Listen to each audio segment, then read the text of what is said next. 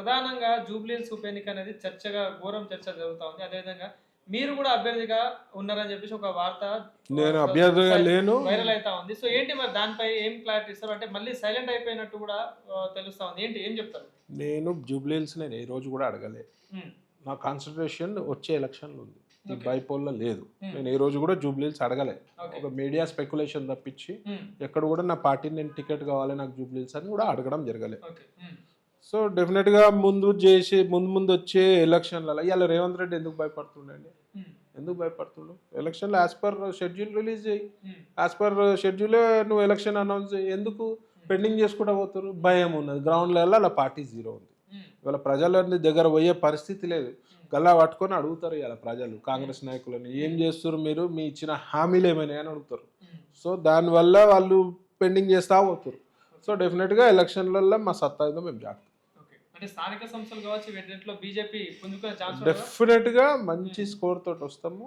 ఇవాళ మేము పార్టీని బలోపేతం చేసే దిశగా కృషి చేస్తున్నాము. ప్రజలతోటి దగ్గరయ్యే విధంగా, ప్రజలకు అర్థం చేపించే విధంగా. ఎందుకంటే వీళ్ళ జూట హామీలను నమ్మి ప్రజలు మోసపోయినారు. వీళ్ళ మోసాలని, వీళ్ళ స్కామ్లని బయట తీసే విధంగా, వీళ్ళు చేసే కమిషన్ రాజకీయాలని బయట పెట్టే విధంగానే ముందుకు బీజేపీ చర్య ఉంటుంది.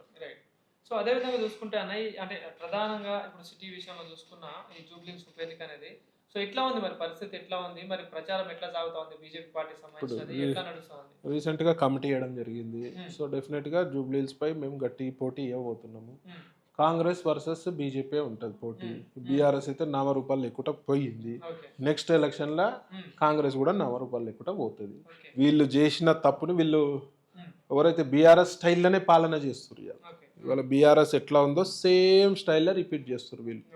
అన్ని కమిషన్ రాజకీయాలు అనుకోండి, బెనమీ అనుకోండి, పర్మిషన్లు అనుకోండి, ఎఫ్టీఎల్ బఫర్ జోన్లో పర్మిషన్లు ఇచ్చి ఫ్లోర్లు రాసుకోవడం, ఇవన్నీ చూస్తున్నారు, ప్రజలు గమనిస్తున్నారు. వీళ్ళు ఏదో పిల్లి పాలు తాగుతారు, ఎవరు చూస్తలేడు అనుకుంటారు చూడ, అట్లా వీళ్ళు ఎవరు చూస్తలేరు అనుకుంటారు, కానీ మొత్తం సమాజం చూస్తుంది, ఇలా మీడియా చూస్తున్నారు.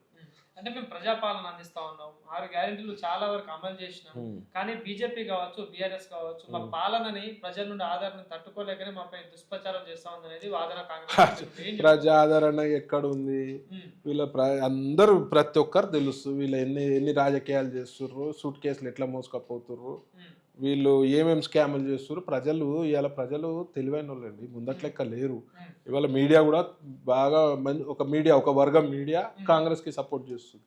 వాళ్ళు తప్పించి వేరే మీడియా అంతా కూడా నిజాలు ఇవాళ యూట్యూబ్లో పుణ్యమా అని ప్రజలకు కరెక్ట్ నిజం పోతుంది. ఇవాళ యూట్యూబ్లో పుణ్యము, ఇవాళ యూట్యూబ్లో వల్ల స్టార్ అయిన రేవంత్ రెడ్డి ఇవాళ తగిలేసే రకం లెక్క ఇలా ఒడ్డు దాటంగానే అట్లా ఇవాళ యూట్యూబ్ల మీద రెస్ట్రిక్షన్స్. ఎందుకంటే యూట్యూబ్ ఛానళ్ళు ఈయన చేసే కథలన్నీ బయట పెడుతుంది కాబట్టి యూట్యూబ్లో దొక్కే ప్రయత్నం చేస్తుంది. మరి ఇవాళ అదే రేవంత్ రెడ్డి గారు యూట్యూబ్ వల్లనే ఇవాళ ఇంత ప్రజలకి దగ్గరైనారు.